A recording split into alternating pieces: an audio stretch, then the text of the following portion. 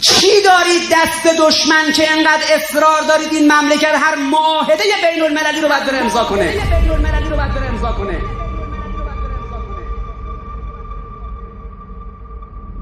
وقتی اروپایی‌ها فهمیدن ایرانی‌ها لح لح میزنن تو مجلس با موگرینی عکس بگیرن، فهمیدن کلاس کار اومده پایین، یه مش آدم تو مجلس بی کلاس وقتی افتادن رو صندلی‌ها که با این زن عکس سلفی بگیرن، این پیام ذلیلانه در دیپلماسی داده شد که اینها هر خفت و ذلتی سرشون بیاری آماده‌ان که این کارو بکنن. آقای ظریف ذره تشریفاتو نمیدونست غیر از این که تا از میز بلند میشه بعد دکمه بالای کتشو ببنده. هر روز میادن تلویزیون میگفتن در قواعد دیپلماتیک باید تا بلند شدی دکمه بالای کتتو ببندی. آقا خندیدن تعریف داره، دستتو دراز کنی تعریف داره. 2 واحد درسیه، کتابشو لااقل نمیدید کلاسشو بگذرونید، کتابشو بخونید. باید اگرم هیجان زده شدید فوری بر نداریم موبایل. آخه مقام رسمی دولت و مجلس باید موبایلشو در بیاره سلفی بگیره. خفت خاری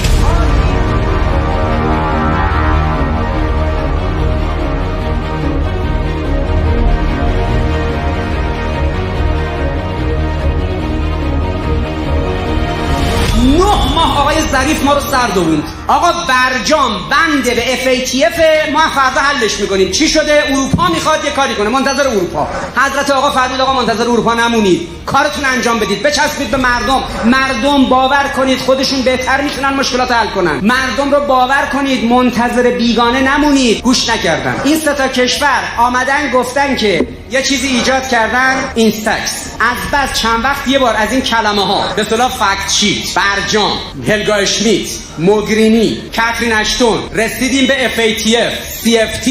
خدا میدونه نسل آینده بندگان خدا بخوان تاریخ معاصر رو بخونن باید یه دوره فرهنگ لغات، یه دیکشنری مخصوص این مذاکرات.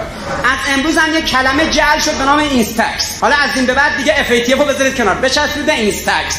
از فردا دولت فخیمه میخواد بیاد به ما بگه مبتنی بر اینستاکس. حالا چی شده؟ گفتن یه کانال ایجاد کردیم سازوکار مالی به نام اینستاکس. خب این چیه؟ ایران فقط در زمینه دارو و غذا ما حق نداریم صنعت و کالاهای صنعتی وارد کنیم. این کانال برای اون نیست. فقط هم با 3 کشور، نه با همه اتحادیه اروپا. بیرون اتحادیه اروپا چین و هند و ژاپن و جای دیگر هم در بر نمیگیره. خسته نباشید دوستان در وزارت خارجه. آقای دکتر ظریف، نفت در برابر غذا. ملت رو چی فرض کردید؟ مخالفین FATF با مشکلات مردم، با دردسرهای مردم، با سختی های مردم بیگانه ان، میخوان مردم سختی بکشن. چرا پشت سر مردم قایم میشی؟ مگر شما در قضیه برجام هم همین حرفو نزدید به مردم؟ نتیجهش چی شد؟ یارو اومد پاره کرد ریخت تو. FATF هم میگن باید الا ولا بد شما باید تصویب کنید در مجمع تشخیص که چی بشه؟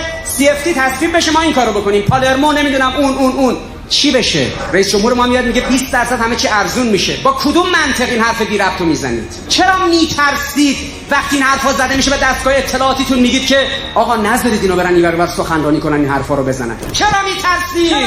آقا 780 روز دیگه مونده تا آخر این به اصطلاح دوره این قرن، تا اول 1400 780 روز دیگه مونده. 100 روزم بعدش تو بهار 1400 دوره شما تمام میشه. این 800 900 روزم بر شما میگذره. مثل دولت‌های دیگه میافتید دست خبرنگارها و رسانه‌ها و فضای سایبر. برای اون روز برای خودتون آبرو بگذارید. چی دارید دست دشمن که انقدر اصرار دارید این مملکت هر معاهده بین المللی رو باید بره امضا کنه؟ چی دارید دست دشمن که انقدر اصرار دارید این مملکت هر معاهده بین المللی رو باید بره امضا کنه؟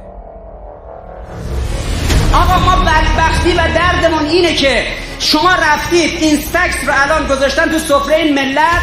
اروپایی‌ها فهمیدن موضع ضعف دارید. رهبری هی فریاد زد آقا اگر از موضع ضعف برخورد کنید دشمن جلو میاد. شما حتی برای حفظ پرستیژ هم شده با موضع اقتدار برخورد کن. یارو همین پومپئو که الان وزیر خارجه آمریکاست، اون روزی که رئیس سازمان سیا بود نامه نوشت به قاسم سلیمانی تو میدون جنگ، دادن یه پیکی آورد رسون بهش. خود پومپئو گفت نامه فرستادم برای قاسم سلیمانی، گفتش به اون پیکه گفته بود نه نامه‌تو میگیرم نه میخونم، حرفامو تو میدون جنگ میزنه. اینه که اون همیشه آرزو داره با چنین دشمنی بالاخره یه بار بگیره بشین.